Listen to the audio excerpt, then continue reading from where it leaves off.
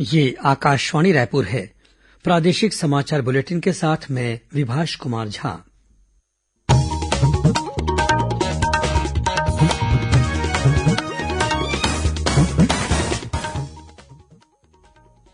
और अब पेश है आज के मुख्य समाचार।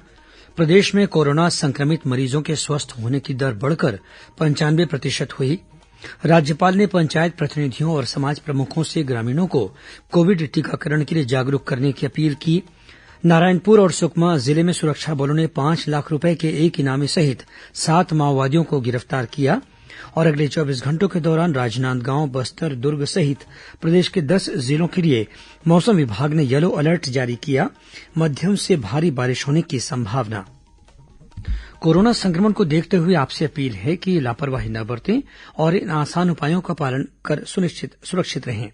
मास्क लगाएं, 2 गज की सुरक्षित दूरी बनाए रखें, बार-बार हाथ धोएं और साफ सफाई रखें और टीका लगवाएं। कोविड-19 से संबंधित जिज्ञासाओं के समाधान के लिए राष्ट्रीय और राज्य स्तर पर हेल्पलाइन नंबर जारी किए गए हैं। छत्तीसगढ़ के लिए हेल्पलाइन नंबर है 104 और 077122359091। साथ ही राष्ट्रीय हेल्पलाइन नंबर है 1075।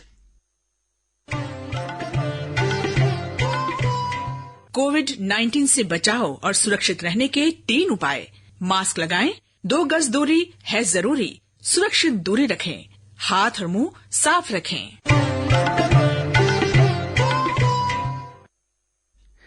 और अब समाचार विस्तार से।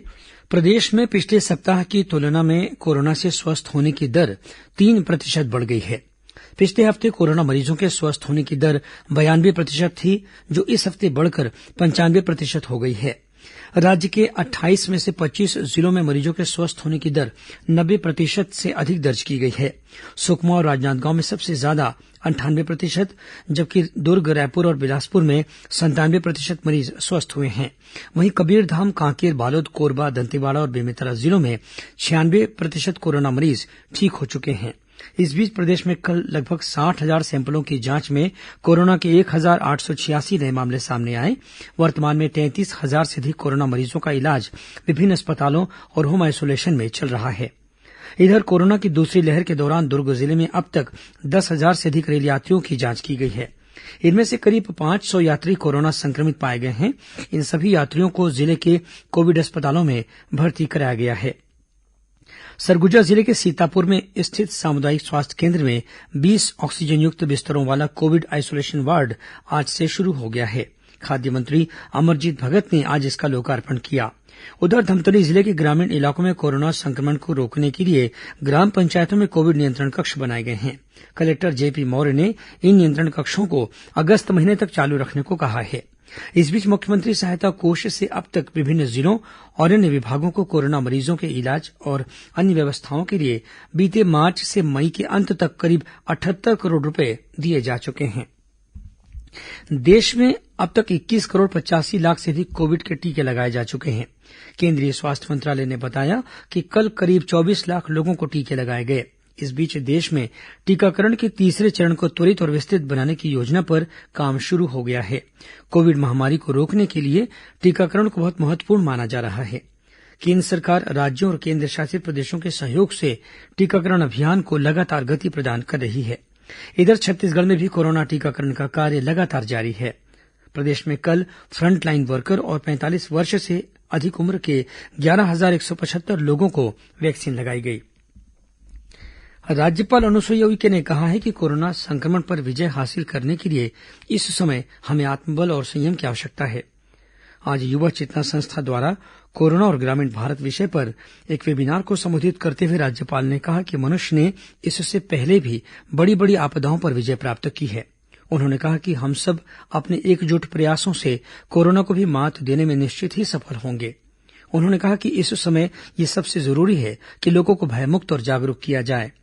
राज्यपाल ने कहा कि छत्तीसगढ़ में पिछले महीने कोरोना की स्थिति गंभीर थी, लेकिन शासन और प्रशासन के लगातार प्रयासों से कोरोना की दूसरी लहर पर नियंत्रण की स्थिति आने लगी है।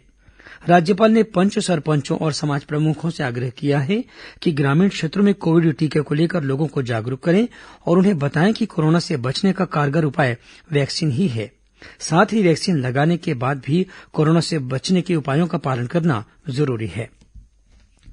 प्रदेश में कोरोना संक्रमण की रोकथाम के लिए विभिन्न सामाजिक संस्थाओं और आम लोगों द्वारा जन जागरूकता अभियान चलाया जा रहा है।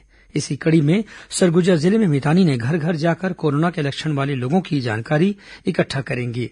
मितानिनों को घर घर जाकर संपर्क करने के साथ ही लोगों को कोरोना से बचाव के लिए जागरूक करने की जिम्मेदारी भी दी गई है। सरगुजा जिले में यह अभियान जिला मुख्यालय अंबिकापुर से शुरू होगा। इस अभियान को सफल बनाने के लिए बड़ी संख्या में मितानिनों को प्रशिक्षण भी दिया गया है। उधर दुर्ग जिले के भिलाई में संचालित संयंत्र एनएसपीसीएल द्वारा दुर्ग जिला अस्पताल को 50 बिस्तरों वाले बाल चिकित्सा इकाई कक्ष की स्थापना के लिए 50 लाख रुपए दिए गए हैं। संयंत्र के मुख्य महाप्रबंधक वीएन राजन ने दुर्ग कलेक्टर डॉक्टर सर्वेश्वर नरेंद्र भूरे को 50 लाख रुपए का डिमांड ड्राफ्ट सौंपा। कलेक्टर ने कहा कि इस राशि से जल्द ही दुर्ग जिला अस्पताल में बच्चों के इलाज के लिए गहन चिकित्सा इकाई की स्थापना की जाएगी। इस बीच रायपुर पुलिस द्वारा चलाए जा रहे मास्क अप अभियान में शहर की विभिन्न संस्थाएं भी लगातार शामिल हो रही हैं। पुलिस के साथ इन संस्थाओं के कार्यकर्ता आम लोगों को मास्क और सैनिटाइजर वितरित कर रहे हैं। साथ ही आम लोगों को कोरोना से बचाव के प्रति जागरूक कर रहे हैं। वहीं विभिन्न पुलिस थानों में काम करने वाले पुलिस जवानों के लिए संस्थाओं द्वारा भाप मशीनें भी दी गईं। केंद्र सरकार ने केंद्रीय माध्यमिक शिक्षा बोर्ड सीबीएसई की 12वीं कक्षा की बोर्ड परीक्षा रद्द करने का फैसला किया है। बोर्ड के अधिकारियों ने कहा है कि निर्धारित समय के भीतर परिणाम घोषित करने के लिए जल्द ही आवश्यक कदम उठाए जाएंगे। बोर्ड ने यह भी कहा है कि जो विद्यार्थी पिछले साल की तरह परीक्षा देने के इच्छुक हैं, उनके लिए देश में कोरोना की स्थिति सामान्य होने पर वैकल्पिक तरीके से परीक्षा लेने के प्रबंध किए जाएंगे। यह फैसला प्रधानमंत्री नरेंद्र मोदी की अध्यक्षता में कल एक उच्च स्तरीय बैठक में लिया गया। प्रधानमंत्री ने कहा कि सीबीएसई की 12वीं की परीक्षा पर यह फैसला विद्यार्थियों के हितों को ध्यान में रखते हुए लिया गया है। प्रधानमंत्री ने कहा कि इस तनाव भरी स्थिति में छात्रों को परीक्षा देने के लिए मजबूर नहीं किया जाना चाहिए। उन्होंने कहा कि छात्रों का स्वास्थ्य और उनकी सुरक्षा सबसे महत्वपूर्ण है। वहीं council for the Indian school certificate examination CISCE ने भी इस साल 12वीं की परीक्षा रद्द कर दी है। काउंसिल के अधिकारियों ने कहा कि आंतरिक मूल्यांकन के आधार पर 12वीं का परिणाम घोषित होने के बाद यदि कोई परीक्षार्थी अपने अंकों से संतुष्ट नहीं होता है तो काउंसिल द्वारा परीक्षा लेने के लिए स्थिति अनुकूल होने पर ऐसे उम्मीदवारों को 12वीं की परीक्षा में शामिल होने का विकल्प दिया जाएगा। प्रादेशिक समाचार आप आकाशवाणी रायपुर से सुन रहे हैं। छत्तीसगढ़ की खबरों से है आपका वास्ता और खबरों की विश्वसनीयता से है हमारा वास्ता। आकाशवाणी समाचार रायपुर के प्रादेशिक समाचार बुलेटिन के साथ ही हमारे समसामयिक कार्यक्रम आप रेडियो के अलावा अपने मोबाइल पर भी सुन सकते हैं। आकाशवाणी समाचार फेसबुक, ट्विटर और यूट्यूब पर भी उपलब्ध है। हमारा Facebook page Chhattisgarh news on AIR, Twitter handle CGAIR news और हमारा यूट्यूब चैनल है छत्तीसगढ़ AIR न्यूज। तो अब रेडियो के साथ ही आपके मोबाइल के जरिए भी हम पहुंच रहे हैं आप तक। छत्तीसगढ़ की हर खबर के लिए सुनते रहिए आकाशवाणी समाचार। और अब आगे बढ़ते हैं बाकी के समाचारों की ओर। केंद्रीय मंत्रिमंडल ने आदर्श किराएदारी कानून को आज मंजूरी दे दी है। इसके माध्यम से सभी राज्य और केंद्र शासित प्रदेश अपने यहां मौजूद किराएदारी कानून में संशोधन कर सकते हैं या इसके अनुसार नए कानून बना सकते हैं। इस व्यवस्था से देश भर में घरों को किराए पर देने से संबंधित कानूनी प्रक्रिया में सुधार करने में मदद मिलेगी। केंद्र में भारतीय जनता पार्टी की सरकार के 7 साल पूरे होने के उपलक्ष्य में प्रदेश के भाजपा कार्यकर्ता गांव-गांव जाकर सेवा कार्यों में जुटे हुए हैं। इसी कड़ी में राजनांदगांव संसदीय क्षेत्र के देवपुरा गांव में सांसद संतोष पांडेय ने ग्रामीणों से मिलकर उन्हें केंद्र सरकार की उपलब्धियां बताई। उन्होंने स्थानीय गरीब परिवारों को सूखा अनाज के पैकेट भी वितरित किए। कार्यक्रम में स्थानीय जनप्रतिनिधियों ने प्रधानमंत्री आवास योजना, प्रधानमंत्री फसल बीमा योजना और किसान सम्मान निधि सहित अन्य कल्याणकारी योजनाओं की जानकारी भी दी। नारायणपुर और सुकमा जिले में तलाशी अभियान के दौरान सुरक्षा बलों ने 5 लाख रुपए के एक इनामी माओवादी सहित 7 माओवादियों को गिरफ्तार किया है। नारायणपुर जिले के पुलिस अधीक्षक मोहित गर्ग ने बताया कि ओरछा थाना क्षेत्र के अंतर्गत गोमागाल और डिंगल पुट्टीपारा के जंगलों में माओवादियों के मौजूद होने की सूचना मिली थी।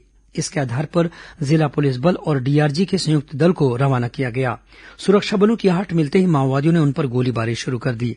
पुलिस अधीक्षक ने बताया कि करीब आधे घंटे की मुठभेड़ के बाद सुरक्षा बलों के जवानों ने घेराबंदी करते हुए 5 माओवादियों को गिरफ्तार कर लिया। पुलिस ने घटनास्थल से 3 भरमार बंदूक और अन्य सामग्री भी बरामद की है। उधर सुकमा जिले में चिंतागुफा थाना क्षेत्र के अंतर्गत भटगांव के जंगल में गश्त के दौरान सुरक्षा बलों ने 2 माओवादियों को गिरफ्तार किया है। इनके पास से 2 भरमार बंदूकें भी बरामद की गई हैं। प्रदेश के राजनांदगांव और जांजगीर चांपा जिले में हुए अलग अलग सड़क हादसों में 3 लोगों की मौत हो गई। राजनांदगांव जिले के ठेलकाडीह गांव में आज सुबह एक कार के अनियंत्रित होकर पलट जाने से उसमें सवार 2 युवकों की मौत हो गई। उधर जांजगीर चांपा जिले के छपोरा गांव में बस स्टैंड के पास ट्रेलर की चपेट में आने से मोटरसाइकिल सवार एक ग्रामीण की मौत हो गई। इस दुर्घटना में ग्रामीण की पत्नी भी गंभीर रूप से घायल हो गई। वहीं राजधानी रायपुर में राष्ट्रीय राजमार्ग पर आज मंत्रालय कर्मचारियों को लेकर जा रही 2 बसों की टक्कर हो गई। इस हादसे में कुछ कर्मचारियों को चोटें आई हैं। इन कर्मचारियों को प्राथमिक उपचार के लिए तत्काल अस्पताल ले जाया गया। रायपुर जिले में फसल परिवर्तन के लिए विशेष अभियान चलाया जाएगा। इस संबंध में कलेक्टर डॉक्टर एस भारतीदासन ने आज खाद्य, कृषि और सहकारिता विभाग के अधिकारियों की बैठक ली। बैठक में उन्होंने कहा कि चालू खरीफ मौसम में धान की प्रतिष्ठित किस्म के बदले अन्य दलहन, तिलहन और सब्जियों की खेती के लिए 4000 हेक्टेयर से अधिक रकबे का लक्ष्य रखा गया है। कलेक्टर ने अधिकारियों से कहा कि किसानों को प्रधानमंत्री फसल बीमा योजना की समुचित जानकारी दी जाए। उन्होंने बताया कि चालू खरीफ मौसम के लिए रायपुर जिले में इस योजना के तहत 80,000 किसानों को लाभान्वित करने का लक्ष्य रखा गया है। उन्होंने आगामी खरीफ मौसम के लिए खाद और बीज के वितरण में भी तेजी लाने को कहा। और अब पेश है मौसम का हाल। प्रदेश में मानसून से पहले की हलचल शुरू हो गई है। आगामी 24 घंटों के दौरान मध्यम से तेज वर्षा होने की संभावना है। रायपुर स्थित मौसम विज्ञान केंद्र के मौसम विज्ञानी एचपी चंद्रा ने बताया कि दक्षिणी छत्तीसगढ़ के ऊपर एक चक्रवाती घेरा बना हुआ है। वहीं एक द्रोणिका भी पश्चिम बंगाल के ऊपर बनी हुई है। इनके प्रभाव से अगले 24 घंटों के दौरान प्रदेश के कुछ स्थानों पर हल्की से मध्यम वर्षा हो सकती है। दक्षिण छत्तीसगढ़ के ऊपर हवा का चक्री चक्रवाती घेरा स्थित है। इसके प्रभाव से दक्षिण छत्तीसगढ़ में अनेक स्थानों पर हल्की से मध्यम वर्षा होने अथवा गरज चमक के साथ छींटे पड़ने की संभावना है। प्रदेश में 1-2 स्थानों पर गरज चमक के साथ अंधड़ चलने तथा आकाशीय बिजली गिरने की भी संभावना है। इस बीच मौसम विभाग ने प्रदेश के 10 जिलों राजनांदगांव, कांकेर, कोंडागांव, बस्तर, नारायणपुर, धमतरी, गरियाबंद, बालोद, दुर्ग और महासमुंद के लिए येलो अलर्ट जारी किया है। इन जिलों में अगले 24 घंटों के दौरान मध्यम से भारी वर्षा हो सकती है। मौसम विभाग ने मानसून के कल केरल में प्रवेश करने की संभावना जताई है। मानसून को लेकर मौसम वैज्ञानिकों ने अलर्ट भी जारी किया है। वहीं जांजगीर चांपा जिले के कुम्हारी खुर्द और रबेली गांव में आकाशीय बिजली गिरने से 2 ग्रामीणों की मौत हो गई। कुछ खबरें संक्षेप में सुन लीजिए। केंद्र सरकार ने एम्फेटोरिसिन बी इंजेक्शन के निर्यात पर प्रतिबंध लगा दिया है। रायपुर के पंडित जवाहरलाल नेहरू स्मृति चिकित्सा महाविद्यालय द्वारा राष्ट्रीय रोग नियंत्रण केंद्र और मॉडल ब्लड बैंक में लैब टेक्नीशियन, लैब सहायक और फार्मासिस्ट के संविदा पदों पर चुने गए अभ्यर्थियों के साथ ही प्रतीक्षा सूची में शामिल उम्मीदवारों की सूची जारी कर दी गई है। रायपुर शहर जिला कांग्रेस कमेटी के पूर्व अध्यक्ष अब्दुल हमीद हयात का कल देर शाम निधन हो गया। उनका अंतिम संस्कार आज शाम किया गया। और जांजगीर में एक निजी इस्पात संयंत्र में मजदूर की कथित मौत के मामले में संयंत्र के प्रबंधक और संचालक के खिलाफ एफआईआर दर्ज की गई है। अंत में मुख्य समाचार एक बार फिर। प्रदेश में कोरोना संक्रमित मरीजों के स्वस्थ होने की दर बढ़कर 95% हुई। राज्यपाल ने पंचायत प्रतिनिधियों और समाज प्रमुखों से ग्रामीणों को कोविड टीकाकरण के लिए जागरूक करने की अपील की। नारायणपुर और सुकमा जिले में सुरक्षा बलों ने 5 लाख रुपए के एक इनामी सहित 7 माओवादियों को गिरफ्तार किया। और अगले 24 घंटों के दौरान राजनांदगांव, बस्तर, दुर्ग सहित प्रदेश के 10 जिलों के लिए मौसम विभाग ने येलो अलर्ट जारी किया। मध्यम से भारी बारिश होने की संभावना। इसी के साथ प्रादेशिक समाचार बुलेटिन समाप्त हुआ। नमस्कार।